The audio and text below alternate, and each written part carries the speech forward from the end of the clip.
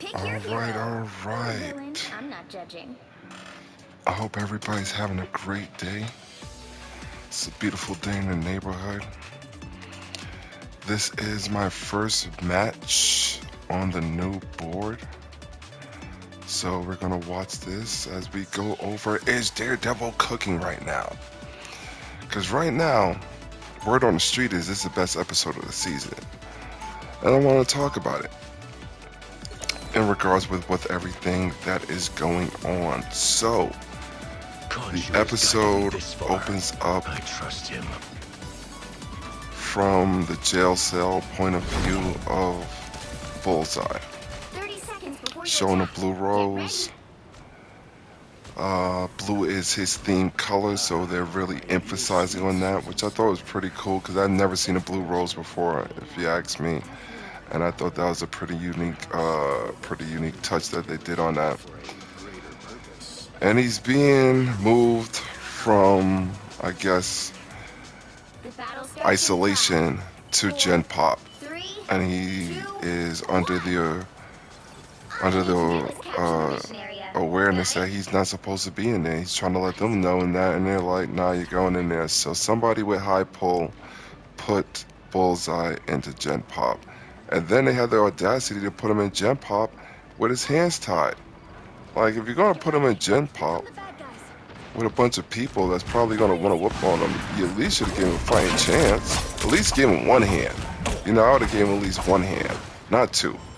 Two's overkill, but one. Mission area is yours to capture. Because the scene that they had in there with, how can I say, him looking at all the people that were in Gen Pop looking like they wanted to put him out of his misery was crazy. Looked like one man against an army. Wouldn't wish that on nobody. So from that scene, they go to Fisk and the task and talking about the task force, and he's putting Baby Soprano. It's funny because I didn't even know Baby Soprano was in deputy. I was just giving him that name because I mean he's Baby Soprano. Might as well do that. That's what I was thinking, and they sure enough gave him, you know, Coming soon. the deputy of media with the mayor. So that was pretty dope. And he's, you know, being super glazing right now in regard with, oh my goodness, Fisk. I will do any and every and go high in water because I believe that he will. You know, he's definitely that type of character you want on your team in regards with someone who's loyal, and that's what Fisk relies on: loyalty above everything. And I think that's a very major part, and a lot of people that we should really look into is loyalty. Because everybody says something, but are they really what they say? Sometimes you gotta prove it. And I think we allow people in our lives that really don't Their team's prove capture that. progress has With that being gotten said, Where I waypoint. started. I digress. And then we go to Matt and his lady, and she's all F Daredevil and F all vigilante, the little boys behind stuck in a mask, and you know, she saved herself without her realizing, you know, man, Daredevil came in just in time to give you some saving because you was about to be out of there. He was about to be out of there if he didn't pop in.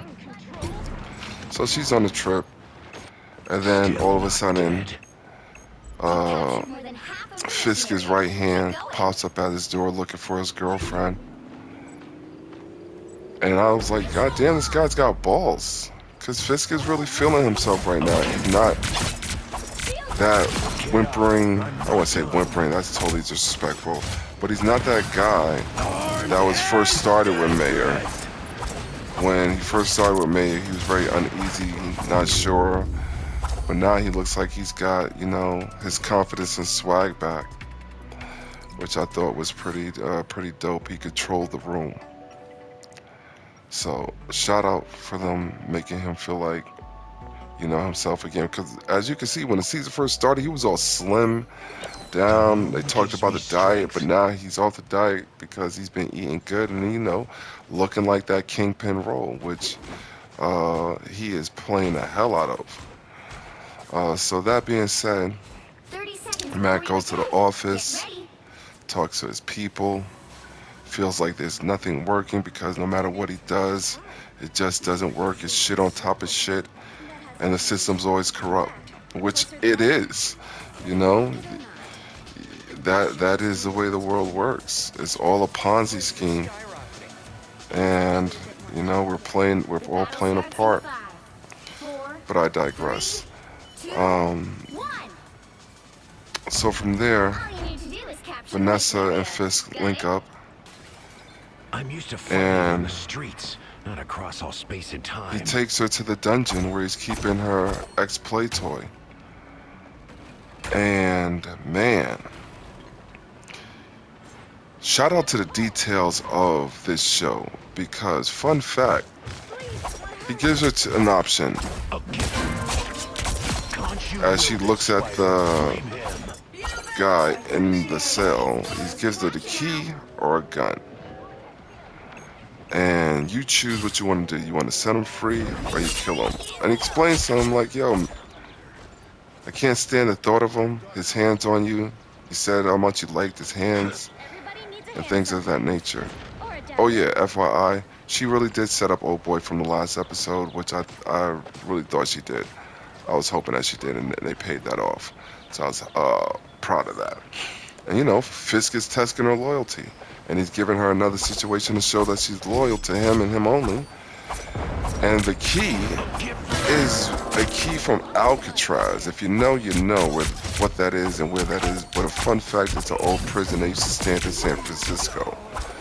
And the jail cells were basically impossible to ever get out of.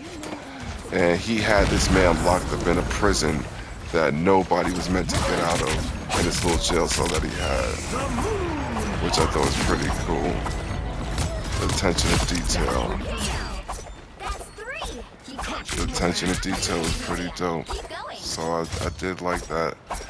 And then she picked up the gun, and more attention to detail.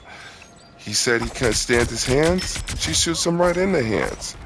Then she shoots him again and again, and a fourth one right in the head. Like, man, Vanessa, you are not playing. So that was interesting. And they basically seem to have, reconciled their differences and came to an agreement, and he's able to embrace her again and feel the love that he had for her, because she has proved that she is loyal to him and him only. Not only did she show it once, she showed it twice. And I mean, why wouldn't you be? Like, you're in a perfect position. You got the big guy of guys, and then you have the mayor as your man. Like, girl, you got it all working in your favor. Everything's going good for you.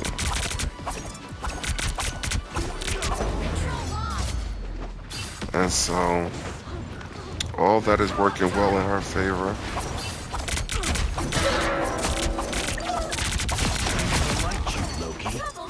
So you can't complain about that if you're her.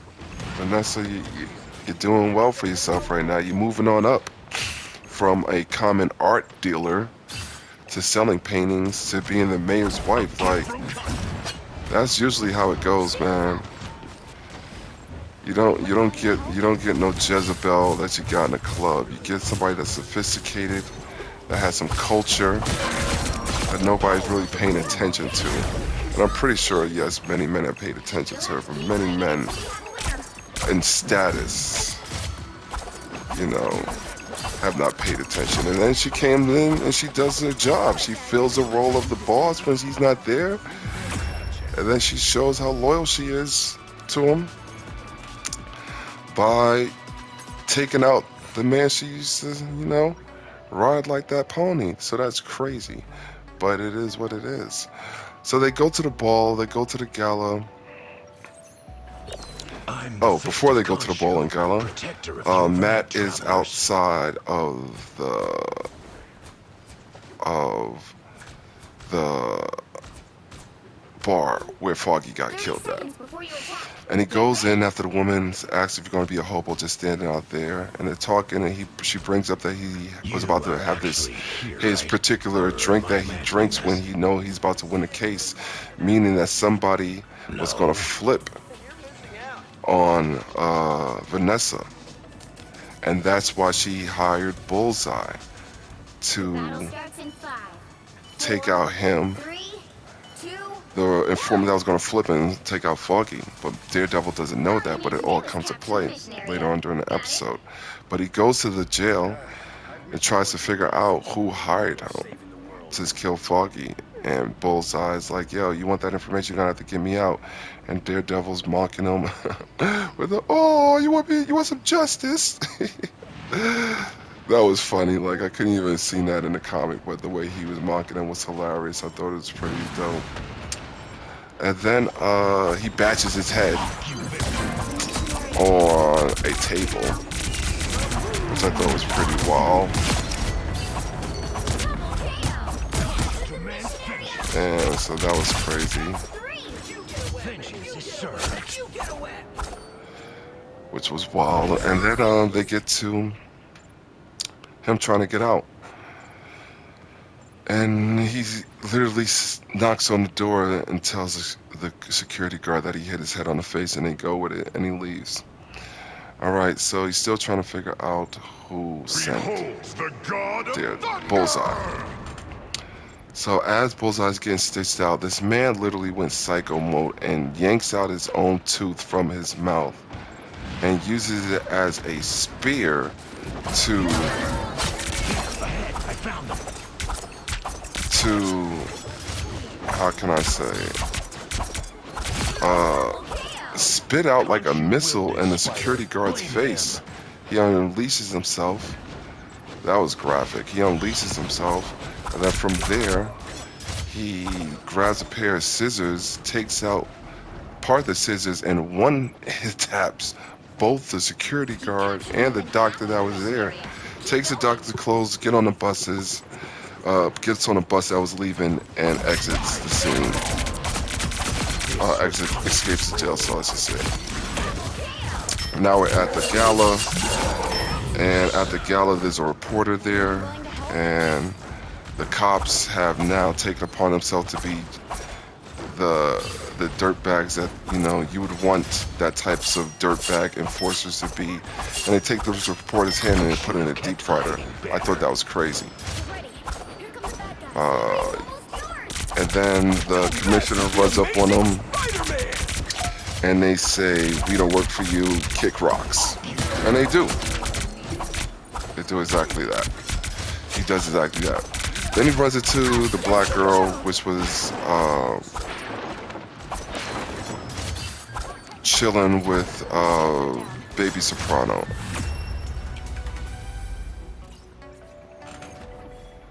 And he lets him know that, hey, the guy that you're writing all these fluff pieces for was a main culprit in your uncle's death. FYI, Yurik, she is the niece of the famous Yurik who was killed by Kingpin, I think season 1. And so from there, she's like, she knows, and if you got some other dirt, well, I don't write everything under my name. Here's a card, send me the link. And then she hears the music, and she's like, I gotta go back to my job. And that's what she does. She goes back to her job, and she flirts with Baby Soprano. While Kingpin is doing deals in the background, he runs up on the swordsman, tells him, yo, I know you're a swordsman, and don't act stupid. I'm gonna need your donations, I'm gonna need your assistance, and if you don't give me your assistance, I'm gonna make sure my task force, handles your vigilante ass. And he says that as a threat. No. It's a promise. It's a promise, my friend. Trust me, I will make it happen. And so, as that Daredevil pops up after Vanessa and Daredevil's girls have a conversation, Daredevil pulls up on her. They go on a dance floor because he's trying to get to Fisk, and the light pops on. The light pops on Fisk, and it's Vanessa and Fisk needing to do the first dance, so they do the first dance. Fisk is asking like the boss of all bosses, as you should. Like, bro, Kingpin's story is crazy if you really think about it. And then from there, uh, he agonizes and taunts uh, Matt as he knows Matt's can hear him. I said, what did you think would happen? There's going to be consequences. And Vanessa says, I need to tell you something. And Matt puts two and two together and figures out that it was Vanessa that hired Bullseye to kill Foggy. And then he cuts in. He says, yo, I know it was you who killed Foggy. She tries to run off, and she's like, does your girl know you're Daredevil? And as he says that, he hears a clickety click, because your boy Bullseye has snuck in, took which looks a pitchfork of some sort, took out this guard, and now has a rifle aimed at Kingpin. And as the click click happens, as he pops the trigger, Matt jumps in front of it, takes one in the shoulder. Blood on Kingpin's white outfit, which was crazy scene. Matt drops to the ground. Everybody gets out. End of the episode. All red. Me personally, I thought it was a great episode. I didn't think it was like the best. I mean, I feel like this is what they should have been doing, and this is why you don't do this type of show in season episode because you got drawn out episode. The fans get mad because that's not how they're used to it. If you're gonna have drawn out episodes, binge watch it.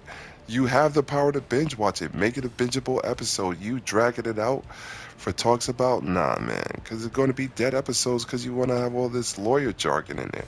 And I get that. He's a lawyer, but nobody's pulling up to see Daredevil do a court case. All right, let's just keep it real.